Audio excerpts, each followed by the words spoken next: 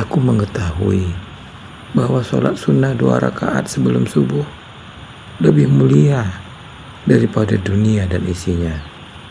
Akan tetapi, aku mengabaikannya begitu saja, tanpa pernah menyesalinya.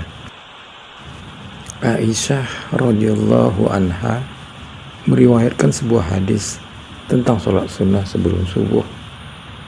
Dari Nabi SAW, beliau bersabda, 2 rakaat sebelum subuh lebih baik dari dunia dan seisinya. Dalam riwayat lain, 2 rakaat sebelum subuh lebih aku cintai daripada dunia seisinya.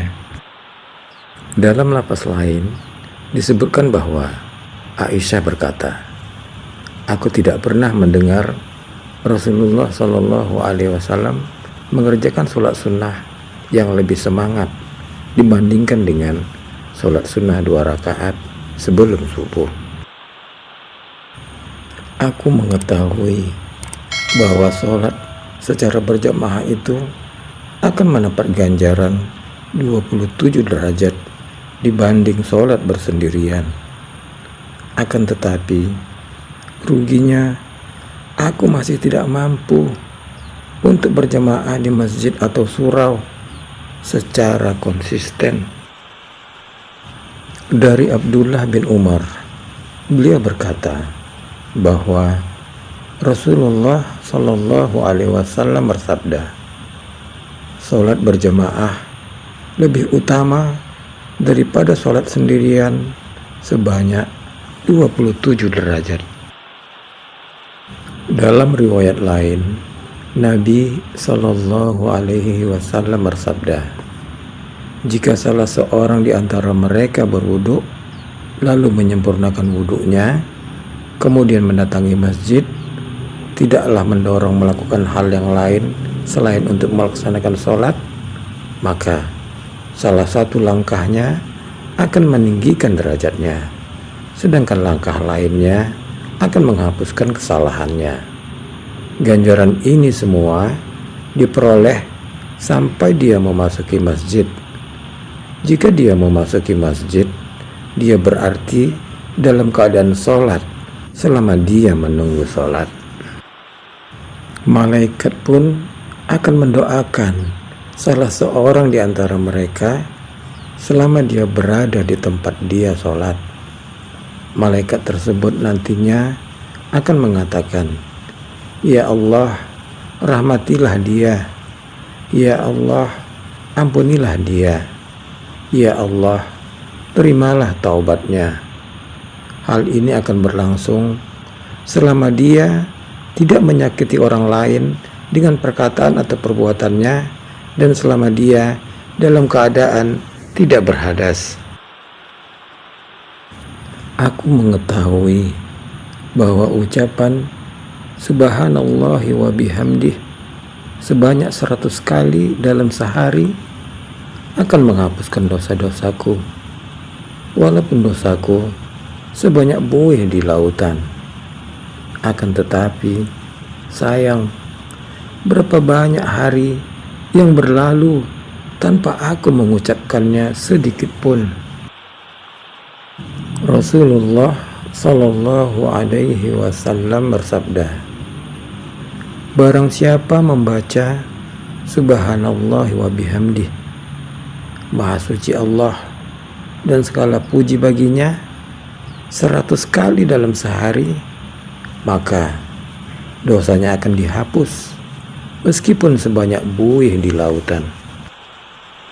Dalam riwayat lain, Rasulullah Sallallahu Alaihi Wasallam bersabda, apakah salah seorang di antara kalian tidak mampu mengusahakan 1000 kebajikan setiap hari? Ada di antara sahabat yang hadir bertanya kepada beliau, bagaimana mungkin ada di antara kita yang mampu mengusahakan 1000 kebajikan?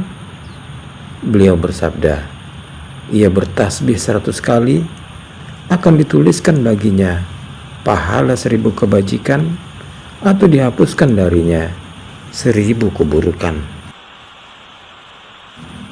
Aku mengetahui bahwa pahala 2 rakaat sholat duha setara dengan pahala 360 sedekah.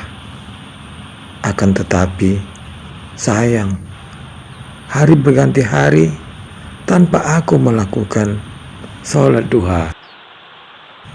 Padahal persendian yang ada pada seluruh tubuh kita, sebagaimana dikatakan dalam hadis dan dibuktikan dalam dunia kesehatan, adalah 360 persendian. Aisyah pernah menyebutkan sabda Nabi Shallallahu Alaihi Wasallam, sesungguhnya setiap manusia keturunan Adam diciptakan dalam keadaan memiliki 360 persendian. Dari Abu Dzar, Nabi Shallallahu Alaihi Wasallam bersabda, pagi-pagi hari diharuskan bagi seluruh persendian di antara kalian untuk bersedekah. Setiap bacaan tasbih subhanallah bisa sebagai sedekah. Setiap bacaan tahmid alhamdulillah bisa sebagai sedekah. Setiap bacaan tahlil la ilaha illallah bisa sebagai sedekah. Dan setiap bacaan takbir Allahu Akbar juga bisa sebagai sedekah. Begitu pula amar ma'ruf, mengajak kepada ketaatan, dan nahi mungkar, melarang dari kemungkaran adalah sedekah. Ini semua bisa dicukupi, diganti dengan melaksanakan sholat duha sebanyak 2 rakaat. Dari Nu'aim bin Hammar al-Ghatafani, beliau mendengar Rasulullah Shallallahu Alaihi Wasallam bersabda, Allah Ta'ala berfirman, wahai anak Adam, janganlah engkau tinggalkan 4 rakaat sholat di awal siang, yaitu di waktu duha, maka itu akan mencukupimu di akhir siang. Aku mengetahui bahwa orang yang berpuasa sunnah karena Allah 1 hari saja akan dijauhkan wajahnya dari api neraka sejauh 70 musim atau 70 tahun perjalanan. Akan tetapi sayang, aku tidak mau menahan lapar dan haus. Rasulullah Shallallahu Alaihi Wasallam bersabda, tidaklah seorang hamba berpuasa 1 hari di jalan Allah kecuali Allah akan menjauhkan wajahnya dari api neraka dengan puasa itu sejauh 70 tahun jarak perjalanan. Dalam riwayat lain, Rasulullah Shallallahu Alaihi Wasallam bersabda, puasa adalah perisai yang dapat melindungi seorang hamba dari api neraka. Aku mengetahui bahwa siapa yang membantu pembangunan masjid karena Allah Subhanahu wa Ta'ala, walaupun hanya sebesar sarang burung, akan dibangunkan sebuah rumah di surga baginya. Akan tetapi sayang, aku tidak tergerak untuk membantu pembangunan masjid, walaupun hanya dengan beberapa puluh ribu atau 1.000 rupiah.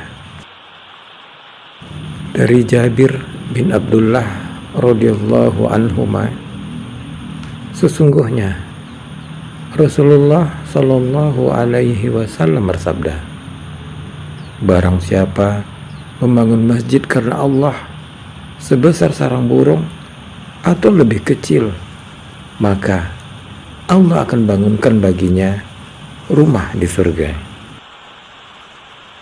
Aku mengetahui bahwa siapa yang membantu ibu tunggal atau janda dan anak yatimnya, pahalanya seperti berjihad di jalan Allah, atau seperti orang yang berpuasa sepanjang hari tanpa berbuka, atau orang yang sholat sepanjang malam tanpa tidur.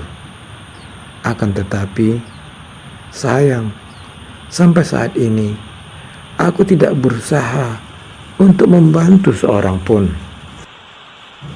Dari Abu Hurairah radhiyallahu anhu, ia berkata bahwa Rasulullah Shallallahu Alaihi Wasallam bersabda, orang yang berusaha menghidupi para janda dan orang-orang miskin laksana orang yang berjuang di jalan Allah. Al-Qalabi, yaitu guru Imam Bukhari dan Imam Muslim, berkata, aku sangka itu seperti orang yang sholat malam yang tidak pernah merasakan lelah, dan yang berpuasa yang tidak pernah berhenti berpuasa. Aku mengetahui bahwa orang yang membaca satu huruf dari Al-Quran baginya 10 kebaikan, dan satu kebaikan akan dilipat gandakan 10 kali. Akan tetapi, sayang, aku tidak pernah meluangkan waktu membaca Al-Quran dalam jadwal harianku. Abdullah bin Mas'ud radhiyallahu anhu berkata, pelajarilah Al-Quran ini, karena sesungguhnya kalian diganjar dengan membacanya, setiap hurufnya 10 kebaikan. Aku tidak mengatakan itu untuk alif lam, akan tetapi untuk alif, lam, mim, setiap hurufnya 10 kebaikan. Tamim Ad-Dari radhiyallahu anhu berkata, Rasulullah Shallallahu Alaihi Wasallam bersabda, siapa yang membaca Al-Quran 100 ayat pada suatu malam, maka dituliskan baginya pahala sholat sepanjang malam. Aku mengetahui bahwa orang mukmin yang paling mulia adalah yang paling banyak sholat malam, dan bahwasanya Rasulullah Shallallahu Alaihi Wasallam dan para sahabatnya tidak pernah meremehkan sholat malam di tengah segala kesibukan dan jihad mereka. Akan tetapi, sayang, aku terlalu meremehkan sholat malam.